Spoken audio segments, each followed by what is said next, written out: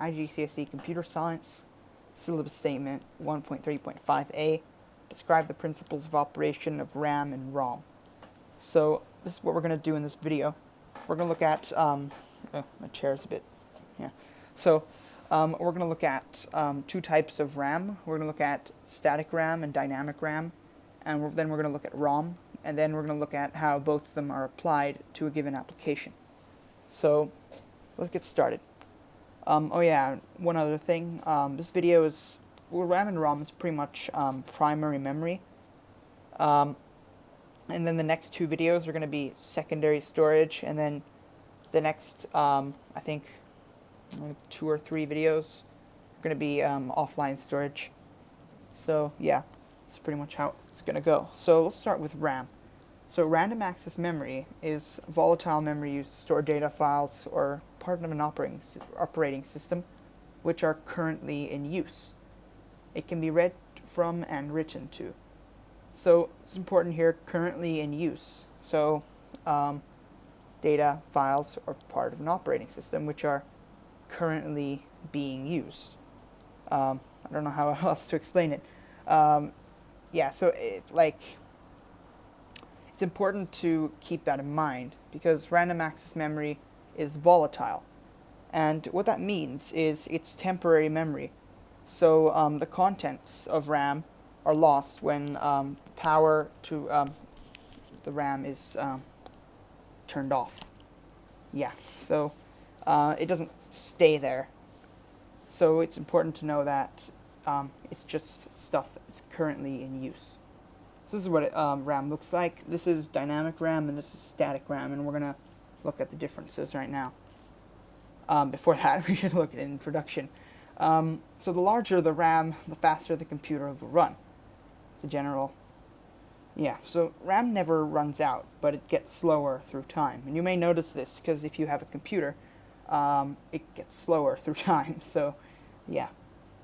As RAM becomes full, the processor has to access the hard disk drive, or HDD, to replace old data on the RAM with new data. But by increasing the RAM size, the number of times this access operation is done is reduced, and this makes the computer run faster. So you can think of it like, well, actually before that, I should probably say that HDD, or a hard disk drive, is secondary storage. So when the primary memory, the RAM, gets full, then the processor can't keep adding data to the full RAM. I mean, how can it if it's full? So it's going to have to replace old data with the new data somehow. So it's going to have to access the hard disk drive on the computer to do that. So yeah, let's finally look at DRAM. So dynamic RAM is made up, dynamic RAM chips are made up of numerous capacitors and transistors. A capacitor is something that holds a bit of information, so 0 or 1. And a transistor is kind of like a switch. It allows the control circuitry on the chip to read from or write to a capacitor. DRAM needs to be refreshed constantly. So this means that capacitors need to be recharged, and this usually happens every 15 microseconds. If they aren't, they will lose their charges and their values would be zeros, and that's pretty annoying. Static RAM is a bit different. Unlike dynamic RAM, static RAM doesn't need to be refreshed. Instead of capacitors and transistors, static RAM makes use of flip-flops to hold bits of memory. And static RAM also provides faster access speed. So typical DRAM access speed is 60 nanoseconds. It's pretty damn fast, actually.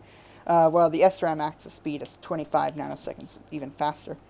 Because, we work with seconds in this world. We see a clock and we say, okay, this lesson's going to end in a few minutes. That's longer than seconds. But, then there's seconds, and then there's milliseconds, and there's microseconds, and there's nanoseconds. Whoa. So let's look at advantages of DRAM. It's less expensive to manufacture, it consumes less energy, and it has a higher storage capacity. Advantages of static RAM: doesn't need to be refreshed, data access is faster, and that's it. You could probably think of a few more if you look online, but this is pretty basic understanding of the advantages of DRAM and SRAM. So let's look at ROM. So read-only memory is non-volatile memory used to store the startup instructions for a computer system. So like the basic input-output system. It can only be read from, so it can't be written to. However, data isn't lost when you turn the power off. It stays. So ROM kind of looks like RAM, but it's not. It's not RAM. Anyway, so that's pretty much it. That's all you really need to know about ROM, but to better understand it, we have to look at an application. So a toy car has a circuitry which contains RAM and ROM chips. The ROM chip stores the factory settings, startup routines, and the RAM chip stores the instructions sent from the controller, so what's currently being used. Additionally, if the car contains a solid-state drive, it can be used to store the instructions to operate the car. A suitable input device such as a touchscreen or keypad can be used for the controller, and the reasons for this are touchscreens and keypads are easy to use, and there are a limited number of options. So let's go back here, because I think I kind of rushed this. So the ROM, remember, is read-only memory, so you store stuff in it. Like, you just, when you make the toy car, you put the startup instructions, whatever, inside that ROM chip. So it's only read from, it's never written to. So that's pretty much what starts up the toy car. The RAM chip stores whatever is currently being used, so the instructions sent from the controller. And yeah, that's pretty much it. There's nothing much to know about, but hopefully you get an understanding of how this works. And as for this, you're going to learn about how solid-state drives work in 2 videos from this one, so I'm not going to talk about that.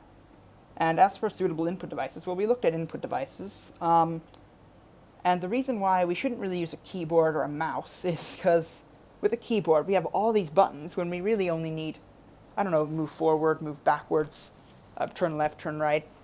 That's pretty much it. Maybe increase speed. So a touchscreen would be suitable because, you know, there aren't that many buttons, like maybe 5 or 6. Like a keyboard has quite a bit. So yeah, it's suitable to use a touchscreen or keypad. And also they're easier to use because with a touchscreen, you know, you're seeing a button that says, like, you know, move forward or like an arrow or something like that. It's simple to use.